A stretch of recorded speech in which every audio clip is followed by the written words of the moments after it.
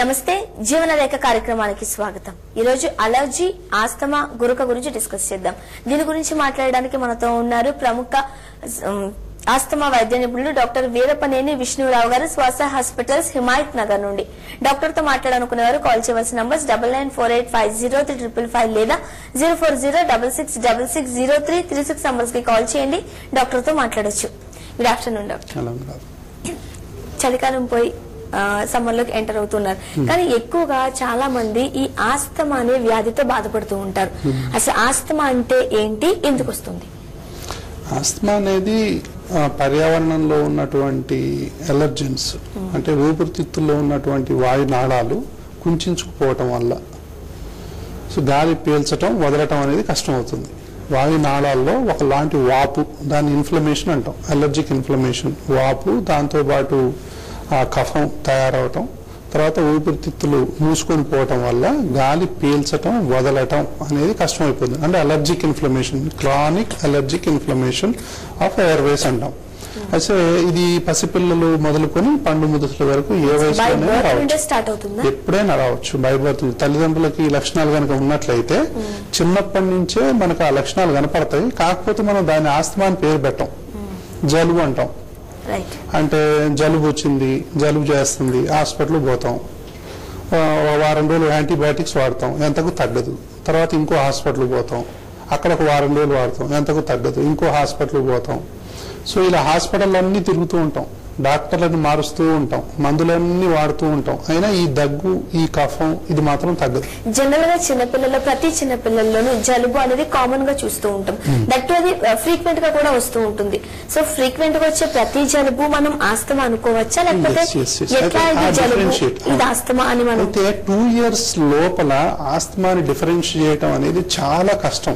చాలా క్లినికల్ గా దానికి ఎక్స్పర్టైజ్ ఉండాలి.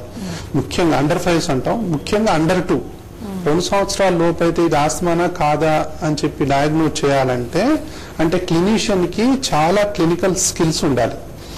కానీ చాలా తేలిక గుర్తుపెట్టడం. ఎలాగంటే చిన్న చిన్న క్లూస్ అనమాట. తల్లికి కానీ తండ్రికి కానీ, తల్లి సైడ్ వైపు వాళ్ళకి కానీ తండ్రి సైడ్ వైపు వాళ్ళకి కానీ అలర్జీ ఆస్మా లక్షణాలు ఉన్నాయి. అలర్జీ ఆస్మా లక్షణాలు ఏంటేంటి? ఎంతకీ తగ్గని తుమ్ములు, జలుబు, దగ్గు, ఆయాసం, పిల్లిపోతలు, కఫము, వాతావరణం మారినా, నీళ్లు మారినా, ప్రయాణం చేసినా ఏదో ఒకటి పడకపోవటం, సైకిల్ దొక్కినా, పరిగెత్తినా, మెట్లెక్కినా ఎప్పుడు ఏదో ఒకటి ఆయాసం రావటం. అంటే ఏదో ఒకటి పడకపోవటం, ఏ పని చేసినా ఆయాసం రావటం.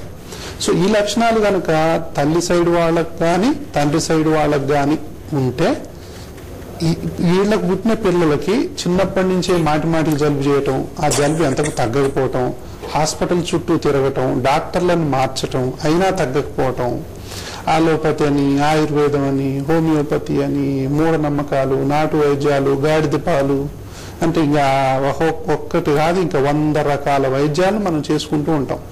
ఎన్ని చేసినా కూడా ఇది తగ్గదు.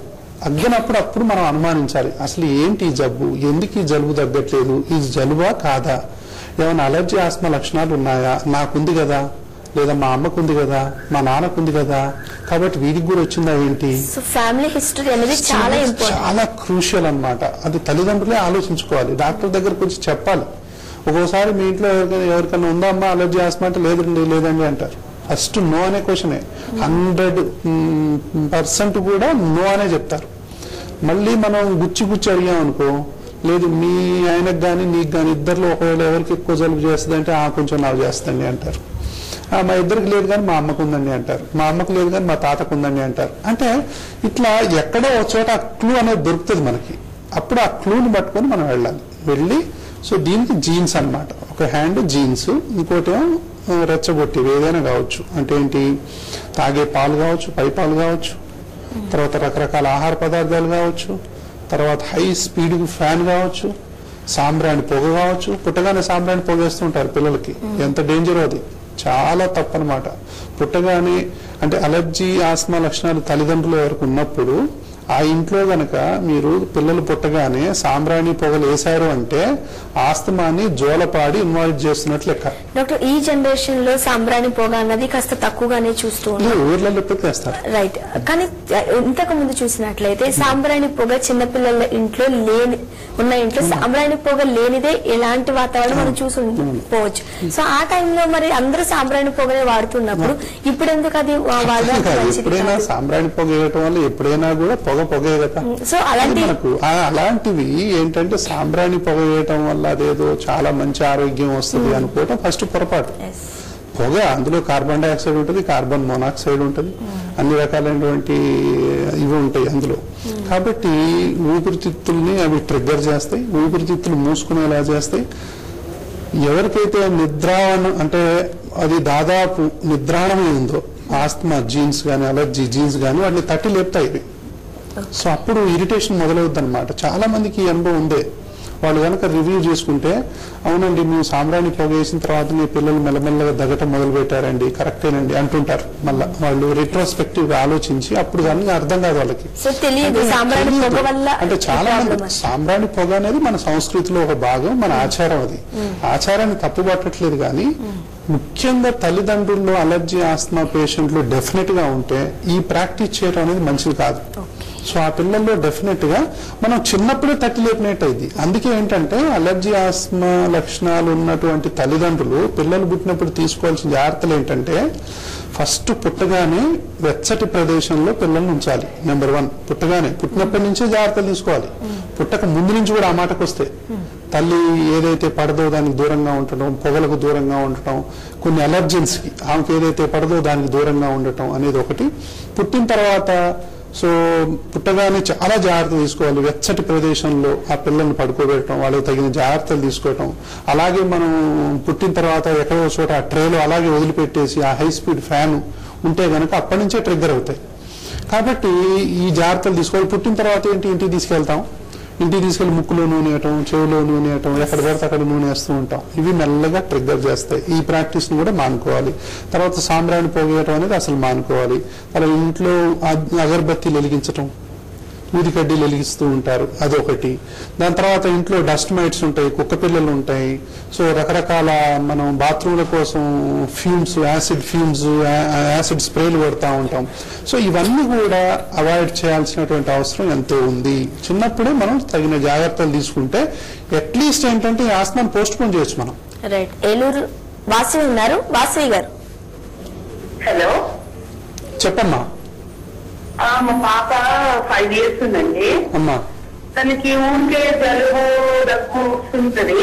మేము 1.5 years నుంచి చెప్పాము, డాక్టర్ దగ్గర తీసుకెళ్తే డాక్టర్ ఆస్తమా ఉంది అని చెప్పారు. అది దానికి తొందరగా కనుక్కోవాలంటే డాక్టర్ ఏం చెప్పారంటే 3 hours ఒకసారి నెబ్లైజర్ మిషన్ పెట్టమన్నారు.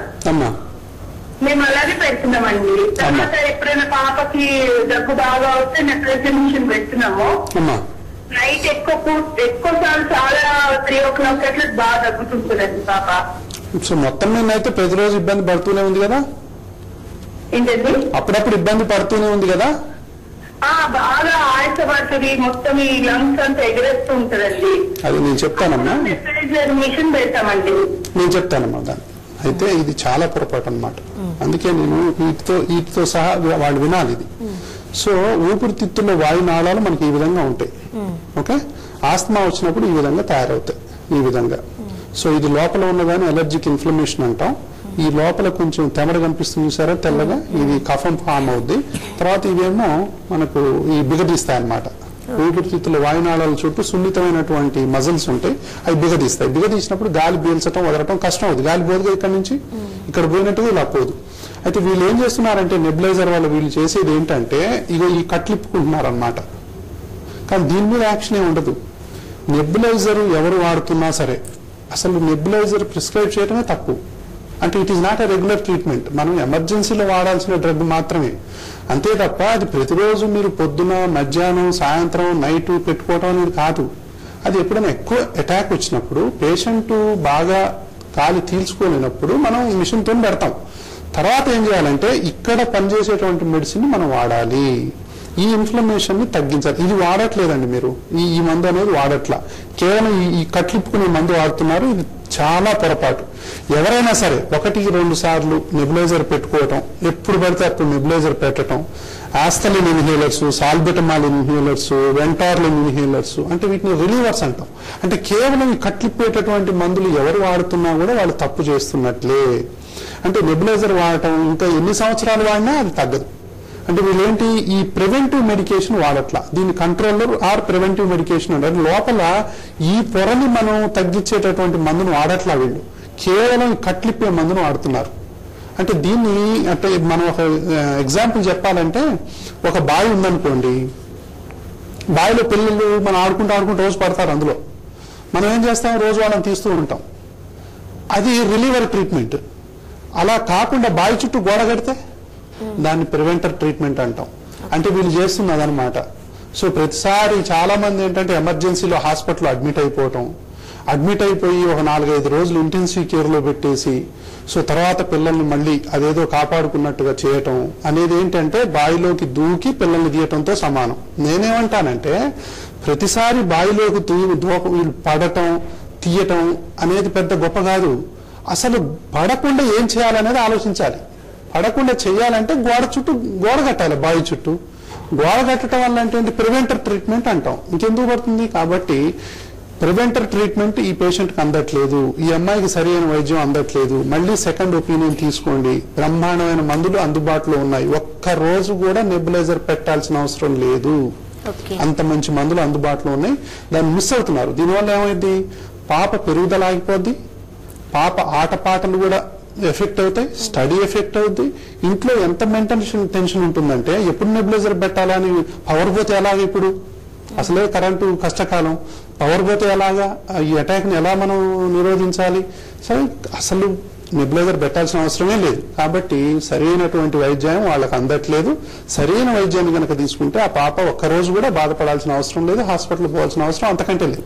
ప్రసాద్ ఉన్నారు, ప్రసాద్ గారు డాక్టర్ ఉన్నారు, మాట్లాడండి. చెప్పండి ప్రసాద్ గారు. నమస్కారం అండి.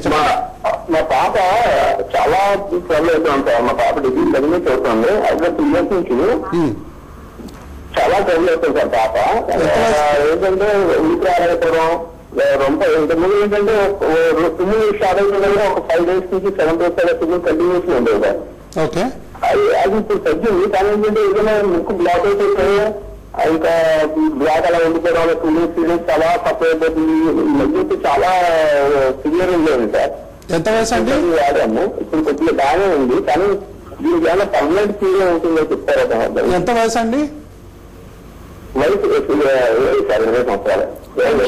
20 years. పాప రోజు సఫర్ అవుతుందండి దాదాపు? సఫర్ అవుతుంది సార్. ఒకవేళ రాత్రి ఇంటికి అవుతున్నా సఫర్ అవుతున్నారని మానేస్తుందండి. ఇంటికి అవుతున్నా సఫర్. మీరేం మందులు వాడుతున్నారండి? మీరేం మందులు వాడుతున్నారు ఇప్పుడు? మందులు అనేది నేను బయట సార్, యాక్చువల్గా బయట ఓకే ఓకే, చూడండి వినండి. అయితే 20 years, ఇప్పుడు ఇందాక చిన్న పాప గురించి మాట్లాడాం కదా, ఇది కరెక్ట్ అనమాట. టీనేజ్ దాదాపు. అయితే ఈ వయసులో ఎంత ఆస్మాలో ఎన్ని బాధలు ఉంటాయంటే, ఆ అమ్మాయి అంతరంగం అల్లకల్లోలంగా ఉంటుంది. అసలు ఏంటి ఈ ప్రాబ్లం, మా ఫ్రెండ్స్ అందరు బాగానే ఉన్నారు కదా, నాకేంటి ఈ ప్రాబ్లం, ఎప్పుడు కూల్ డ్రింక్ తాగలేము, ఐస్ క్రీమ్ తినలేము, బయటికి పోలేము, ఏమీ చేయలేము, పరిగెత్తలేము, గేమ్స్ ఆడలేము, ఏం చేయలేము, అదొకటి ఉంటుంది. ఎప్పుడు చూసినా ముక్కు దిబ్బరేయటం, ముక్కు చేదటం, కారటం, అది తుమ్ములు రావటం, ఫ్రెండ్స్తో కలవటం అనేది కష్టంగా అవుతుంది అనమాట. సో ఇంత నరకం అనుభవించాల్సిన అవసరం ఉందా? అసలు దీనికి డయాగ్నోస్ చేసుకున్నారా అలర్జీ ఆస్మాని? అది ఏ స్టేజ్లో ఉందో గుర్తించారా? గుర్తించకుండా సరైన మందులు మీరు వాడటం లేదు. ప్రసాద్ గారు, మీ అమ్మాయి ఇంకా ఒక్కరోజు కూడా బాధపడాల్సిన అవసరం లేదు. ఈ రోజుల్లో అంత చక్కటి మందులు ఉన్నాయి. మీ అమ్మాయి ఇందా చెప్పాను కదా, ముక్కు కూడా ఇలా మూసుకొని ఉందన్నమాట. సో అందులో తెమడొస్తుంది కొంతమందికి బిగదీస్తూ ఉంటాయి. సడన్ గా వాళ్ళు ఏ పని చేయలేరు, ఏదన్నా గబగబా ఏదైనా పని చేద్దామంటే ఆయాసపడిపోతుంటారు. దీనివల్ల పెరుగుదల కూడా ఆగిపోద్దని చెప్పాను. అంటే 20 years లో ఉండాల్సిన వాళ్ళు 20 years లో కొంతమంది ఉండలేకపోతారు. వాళ్ళ ఏజ్ వాళ్ళకంటే వాళ్ళ ఫిజిక్ అనేది చాలా తక్కువగా ఉంటుంది. కాబట్టి సరి అయినటువంటి వైద్యం అందట్లేదు. ఈ ముక్కు కానీ, దాని తర్వాత ఈ యొక్క ఈ ముక్కు ఎప్పుడైతే మనకు మూసుకొని పోతుందో మనకు ఈ ప్రాబ్లం అనేది ఉంటుంది.